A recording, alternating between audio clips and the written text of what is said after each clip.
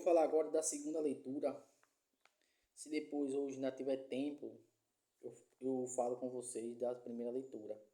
Mas eu agora vou falar da segunda, porque o tempo está curto para mim. Leitura do livro do Apocalipse, São João.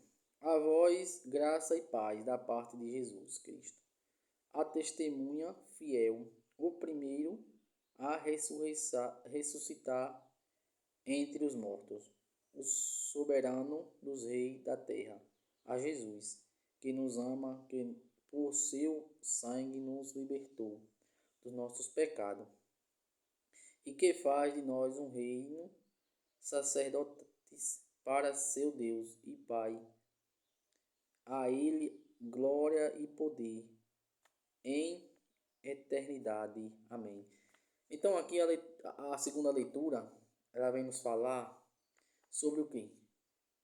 Que os sacerdotes são escolhidos de quem? Deus.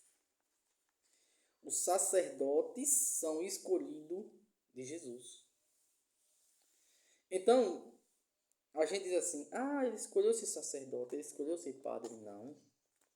Foi Deus quem escolheu. É Deus quem escolhe. A gente tem um modo de dizer, vou para a igreja hoje eu estou afim da igreja. Não é que você está afim da igreja. É que Cristo te chamou para ir para a igreja.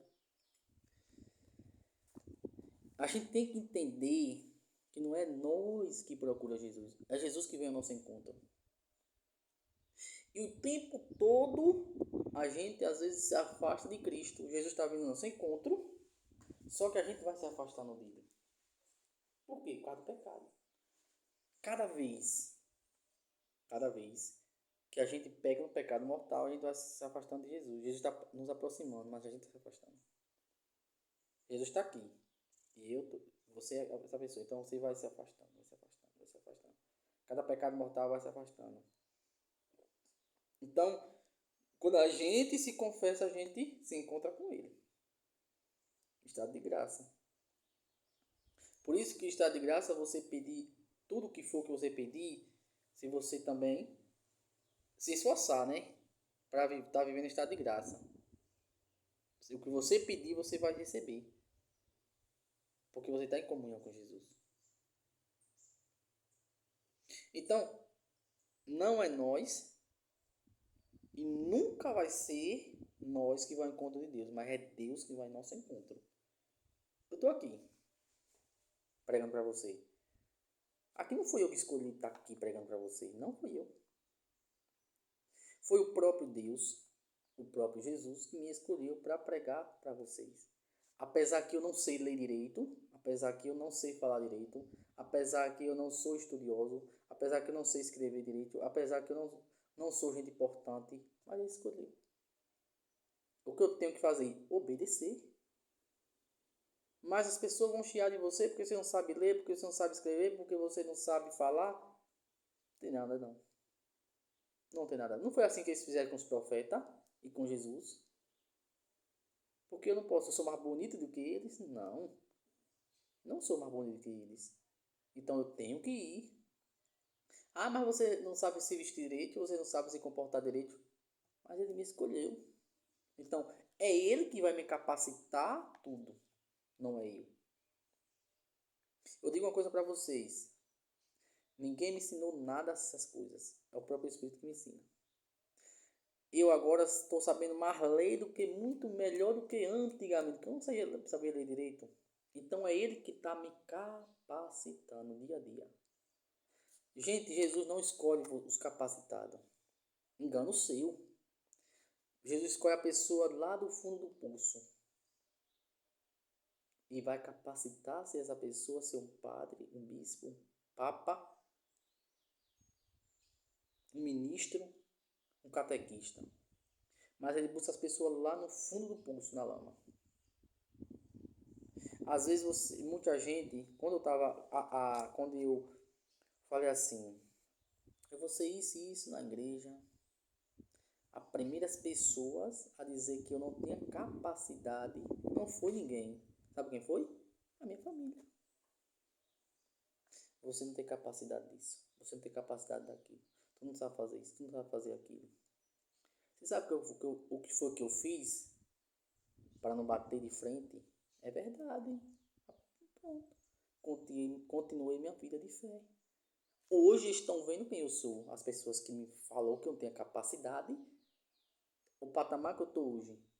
Não estou falando aqui para me glorificar, mas para dizer, para você entender e compreender, quem vai te criticar às vezes não é o de longe, é o de dentro de casa, o da tua família. É duro dizer isso? É claro que é duro, mas é verdade, eu não estou aqui mentindo, até porque nós estamos na quaresma. Eu estou aqui dando testemunho para você entender e compreender. Quem nos capacita não é ninguém, não é nada, é Jesus. Às vezes você não sabe ler, não sabe falar, não sabe entender nada. Aí Jesus te pega de lá. Aí faz um trajetório com você, de curva, subida, descida, e você não entende nada. Só que quando você está num patamar bem já avançado do que você era, você percebe. Eu não é eu que estou, por mim mesmo que estou aqui. Hoje eu sei ler mais, sei escrever mais, sei falar mais, apesar que não sou capacitado, eu não tive estudo, mas eu sei mais. Então, você começa a dizer, entender que não é você que está agindo, é o Espírito Santo agindo dentro de você, falando por você. Ele só vai te soltar no dia que você estiver pronto e pronta, santa e santo. E entenda que santo e santa não é quem não erra, mas quem confessa com frequência. Então, quando você compreende que é Deus quem te chama, quem te convida, você compreendeu o significado de ser católico. Você aprendeu o significado da santidade, porque você sabe, você compreende que não é você quem vai, é Deus quem vem. Por isso que ser firme no caminho da fé não tem como. Não tem como, por exemplo, um padre ser padre ele sozinho. Não aguenta. Um ministro ser ministro sozinho. Não aguenta. Um bispo ser um bispo sozinho. Não aguenta. Um papa ser um papa sozinho. Não precisa do Espírito Santo. Não precisa de Deus. Não aguenta. Na primeira tropeçada vai cair, vai desistir, vai desanimar e vai sair. Gente, eu não sei se é verdade, porque a internet também mente muito, mas teve padre já, sacerdote padre, que saiu da igreja católica para outra igreja protestante. Padre que disse que agora que se converteu, como eu estou dizendo para vocês, não sei se é verdade ou mentira, mas eu vi na plataforma, na preta. Então, eu estou dizendo para vocês aqui a realidade. Porque esse padre, se aconteceu realmente isso, ele não entendeu.